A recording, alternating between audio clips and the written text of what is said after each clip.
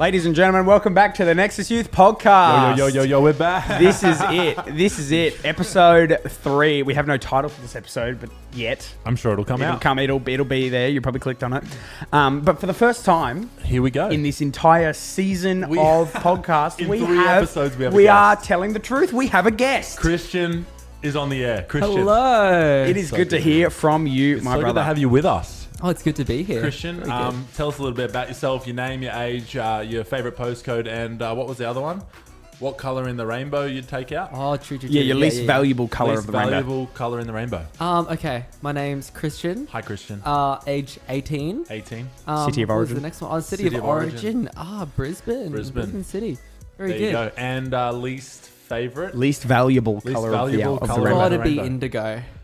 Indigo. That's purple. Oh, is that purple? Indigo, violet. Yeah. Purple. See, I find that violet is actually quite good, but indigo is the worthless one. Indigo's got to go. Indigo's got to go. Oh, that's our youth podcast motto, bro. Indigo's got to go. Hey, that's 3 of us. We all agree that purple's just universally. I just don't really understand why we got like the 3 most annoying people in the youth ministry to do this. 3 most annoying people in the ministry. You know, the listeners at home have clicked on this and clearly they're stuck with us. You've looked at it and you've gone, with Christian Del Torre, let's go. Let's go. Let's go. And hey, just touching on the fact that we're in Ep 3, and I think everyone who's listening who hasn't gone back and listened to the first 2, they should, because just like, Guzman and Gomez, the more you eat of it, the better it gets. Oh, yeah. So Come true. on. So I just want to touch on something from last week. We talked about something that you need to go back and listen to, because we want to know what you think. But in breakfast this morning, it was brought back to my mind, and we're talking about bananas.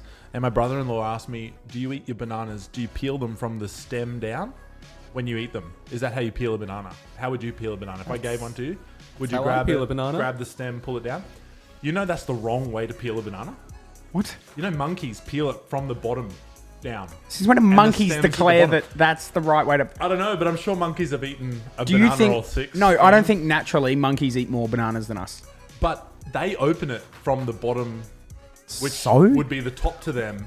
And who's right? Monkeys also poop in the streets. Like, they poop anywhere, dude. They are the OG. So, come on.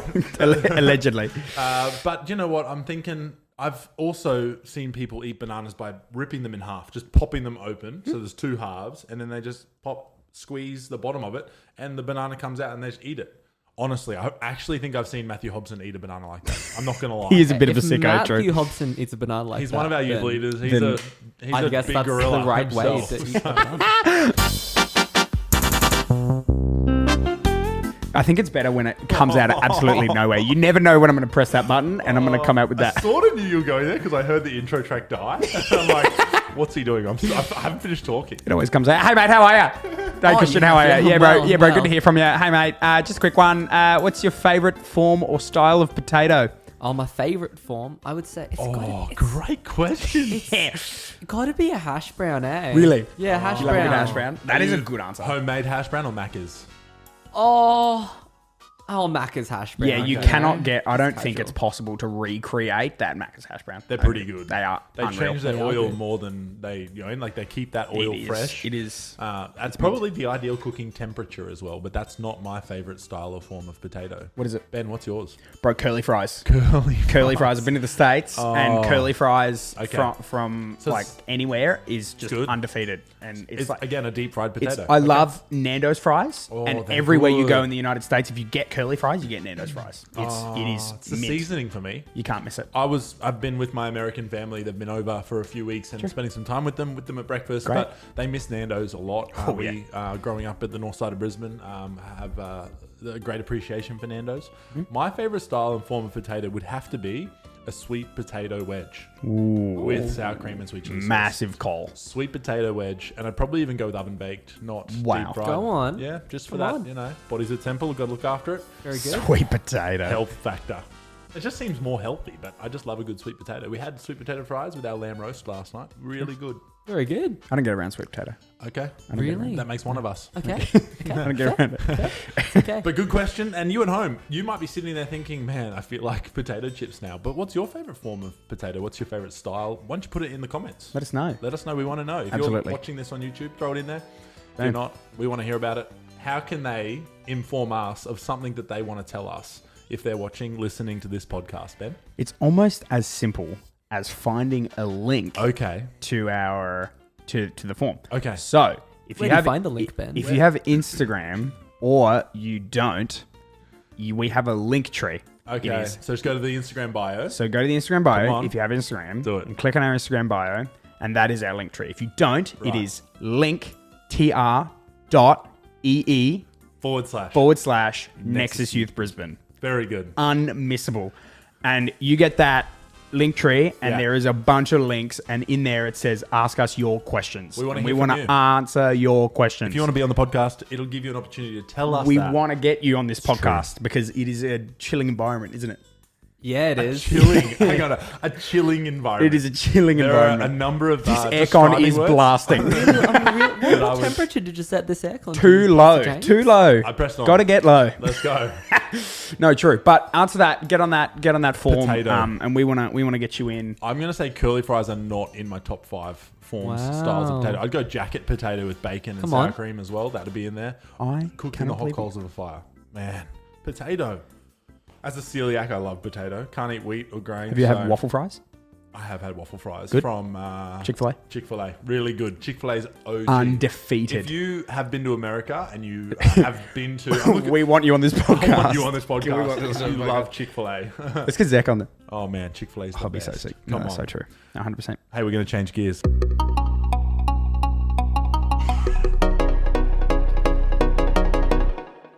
You know, by the title of this podcast, it's titled Reply All. And we want to reply to all the questions that We do. you've got. As the Nexus Youth team, we want to be able to chat, talk, do life with you, and to help you get through life as an adolescent. Maybe you're listening to this and you're an adult, and we hope that these questions help you and bless you as well. But we have a question from the people, Ben. We do. In fact, we have more than one question. We have a couple questions. No way. And it's all kind of about reading your Bible. And Whoa. about reading the word and understanding what that's about. So I do have a couple questions, and they are this. How do you read the Bible? Is not reading the Bible bad, or is not reading the Bible a sin? Sure. And how much are Christians supposed to read the Bible? Wow. Yeah, wow. These are great questions. These are excellent. These are from you guys who are listening, These are epic. who are a part of our youth group. I love these. You want to know about the Bible. Yeah, you do. And I'm so glad that you do, because that's what us as the youth leaders are here for. We want to help you to know what we think, to know some of our experiences and how that may be able to help and bless you as you're growing up and learning what faith looks like for yourself. But I think, Christian, I'm going to throw to you, bro. Yeah, wow. What can you share with the people who are listening to this about reading the Bible? How to read the Bible? Is it a bad thing if they don't read the Bible? What have you got to say? Well, yeah, I'll just start off with saying that, the Bible's it's a tough one. It's a tough one It's to a read. big book, man. It is a big book. huge. You're not wrong. And yeah, I think that in that it's very important to realize that you probably won't understand everything straight away. Totally. You probably won't. And that's okay. Yeah. That's why we have people who are wiser than us. We have people who can interpret the Bible so that we can understand more and more I of love it. that. You're so right. Yeah. And it's okay that you don't understand it when you read it first, I think is what you're saying. And I'd have to agree with that. Yeah, absolutely. Yeah. Do you want to go? Yeah, I'll add my 2 cents for sure. Again, this is just a conversation around the questions that you've got. Again, I'm probably going to touch on that middle part and then the first part. So is it bad that you don't read the Bible?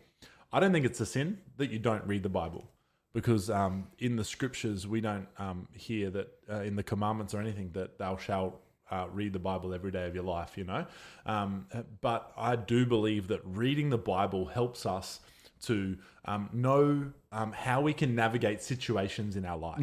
Because in your life, we go through so many different things, and a lot of things that happen to us, we don't understand. That's right. So I want to read about sort of the people that have gone before me and how they've dealt with the situations that we deal with today, I think. And throughout this podcast, you may hear us referencing Bible stories, because there are things that people went through in those times that are similar to what we're going through. So I think that you don't have to read the Bible to be a Christian. I think that if you want to grow in a closer relationship with God, reading the Bible is one of the best ways you can do that. Mm. So how do you read the Bible? I've got a few things to share, but Benny, what are your thoughts? Absolutely. And how to read your Bible is such a weird concept, because you look at the kind of Bible and you're just like, well, could you read it like a normal book where you just start from the start and you go through the whole thing?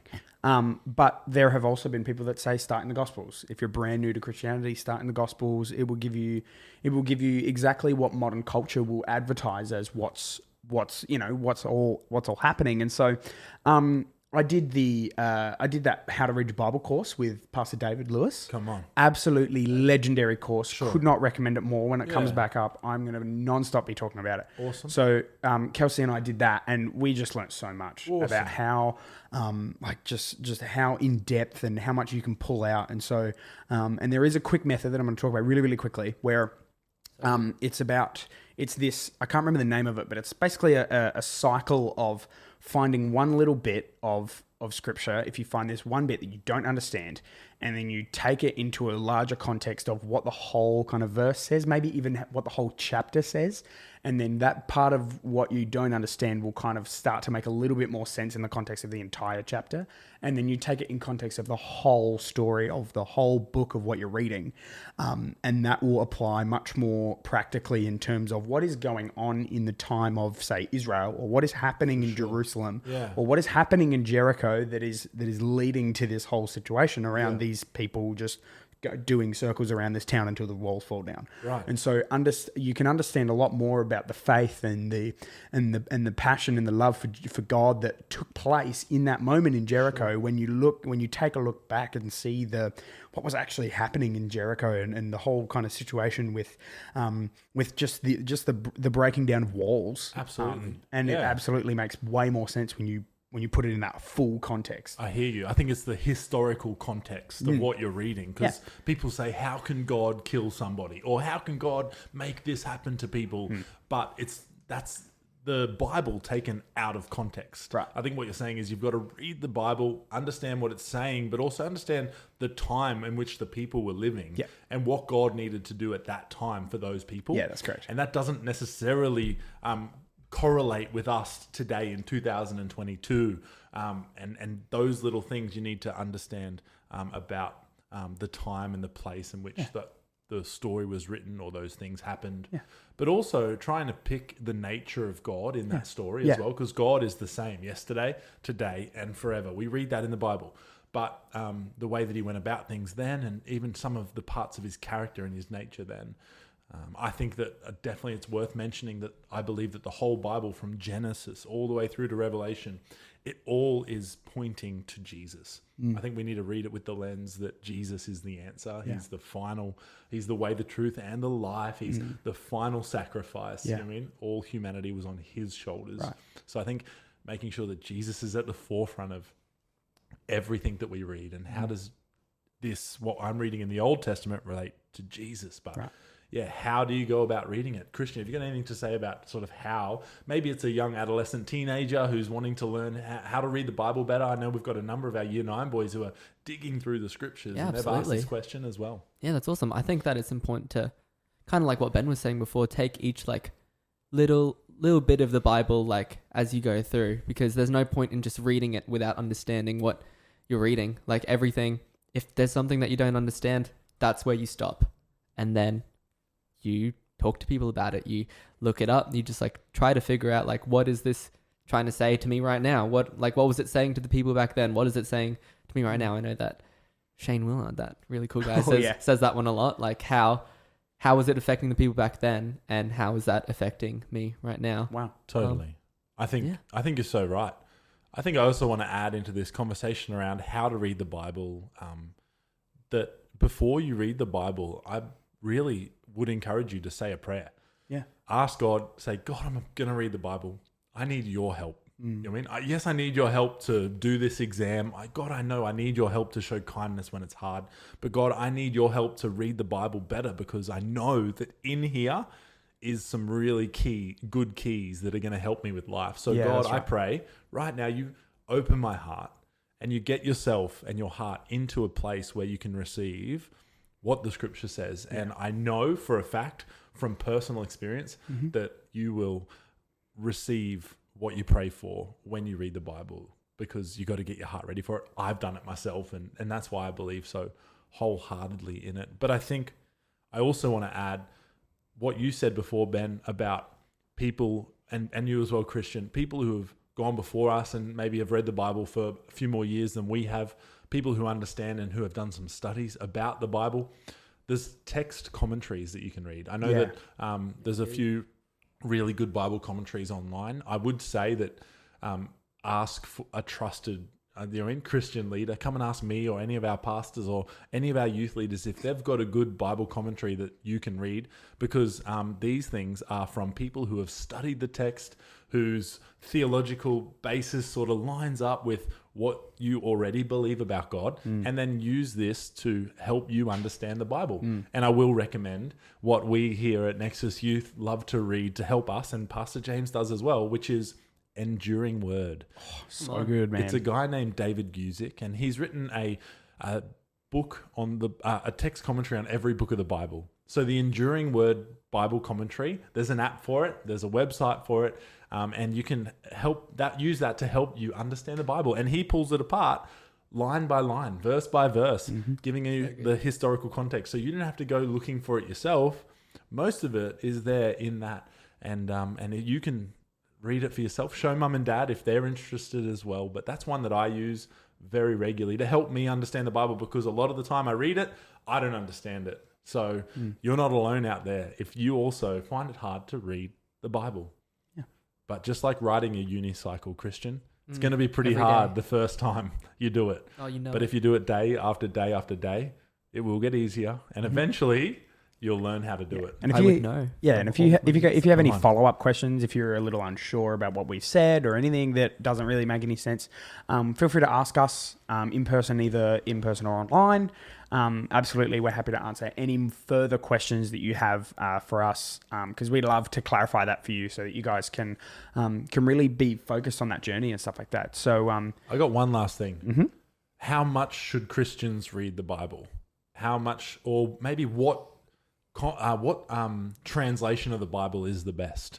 And Pastor Nathan, our senior pastor here at Nexus, says it best. He said, whatever translation will help you read the Bible more and understand it better, read that. Great. He's got a few favorites that help him. And that's, I think, something. But how much should a Christian read the Bible? I don't think that there is a definite rule for that. Absolutely not. All I would say is that if you want to grow in your relationship with God, if you want to grow in your understanding of what God's doing here on earth and how you can get through situations that you're going through, I would encourage you to read the Bible, try and understand it for yourself, and ask God for the help. Yeah, absolutely. So good. What a great question from the people. That is a Really banger. good. Man, I want you there at home not to just sit there and listen, but I want you to ask the questions. Send in more. Send in more. All right. Let's go. Are we ready to move on? We are. I was so happy when I made that. Dude, I was freaking out when I made that. Did you make that? I did make that. Oh, wow. Did you make all of them? Yes, I did make all of them. Man, that's But so it's not what it's good. about. It's Jesus working through me, making transitions. Anyway, Oh, I there did not make that. I definitely stole that off the internet. Hey guys, how are you? Oh, good, Ben. Good, man. This is less of a question. Oh, it is a question, but I don't it's know more what of a. you're going to say right now. This Yeah, isn't no, on the it is run written sheet. on our notes as Ben's mystery segment. Come you guys on. have no idea what I'm saying. I apologize in advance. Okay. To put on shoes, does it go? A. Sock, shoe, tie, or sock, my. shoe, tie. That's huge. What order do you put on all your foot coverings? Don't go there. Don't go there yet. Okay, We're not ready. I'm going to have to answer this first. Christian? Oh, who's going first? I'll go You go. first. Yeah, you go first. You go. I think that it is sock, shoe, tie. That is me. Okay. Wow. do you think? I want to know what everybody thinks. I am sock, shoe tie. I'm yeah. that. Shoe tie. Shoe tie. So I can't. The thought of having two untied shoes Yeah, nah. makes no sense. This absolutely no sense. See, this throws me because I never want to have my left foot tied tighter than my right foot. And I think in the time between me tying my left foot and then putting on my right shoe and then tying my right shoe, I reckon I'm going to have either more or less force, in which case I'm going to be walking around most of the day for the next couple of hours with a tighter shoe, and that would do me. You make a really good point there, Brother, actually. I have Wow. the most controversial version of doing this. Oh, Sock, shoe, tie. Sock, shoe, tie. One tied foot and Wow. one barefoot. How disgusting is that? Wow. I'm so impressed with this segment because at home, I want to know what you think as well. Man, if you've got my number, send me a text. If there is anyone Oh, doing gosh. sock, shoe, tie right now, Tell me. We want you on this we, podcast. we want you on this podcast so we We can want you on this personally pray podcast. for you. So we can personally pray for you. Oh, man. Oh, no. Sock, But shoe. your fireaway microphone. Sock, No, sock, shoe, tie. Okay, no. Wow. so upon that, Come on. James and I don't tie. I'm a we later- don't, Oh, no. we don't tie. I'm a Please, convert. no, stop. We sock, croc. I'm on board and I am a big fan. So if you're at home and you're a Croc fan as well, man, I'm so impressed with you because I get a lot of shade and I know that you've also received a lot of shade for that. So Twitter's for old people, but Crocs on Twitter is it good? Is unearthly, bro. It is a passionate experience. Oh man, what a segment though. Seriously, what a segment. You like that? That Definitely was a good. segment, yeah. Hang on. Sock, shoe, tie. Don't think about Sock, it shoe, too tie. much. I think that is not allowed. Maybe I should give it a go right now. Absolutely. Oh. No, Oh. but Oh. tie your shoes regardless. You know what I'm going to be doing next time I put my shoes on? Don't you dare. Thinking about this. Oh, That's all I'm going to be doing. Sock, I'm shoe, not tie. changing. Ah, guys. Hey, it's been real, Christian. Hello. It's been so good to have you here. I know it won't be the last time. 1,000%. Oh, Thank you for joining us on the podcast. all good to be here. Oh man, and Benny, James. again, we did it. Third ep. Third ep Cannot of wait. so many to I come. cannot wait for the We fourth. want you on this podcast. We want you on the other side. So get on that form and get in this podcast. Put some headphones on. Put a microphone in front of you. And that's a wrap, baby. And that's a wrap. So Until good. episode 4, we will see you next Say time. hello to your mum for me. Absolutely. Bye.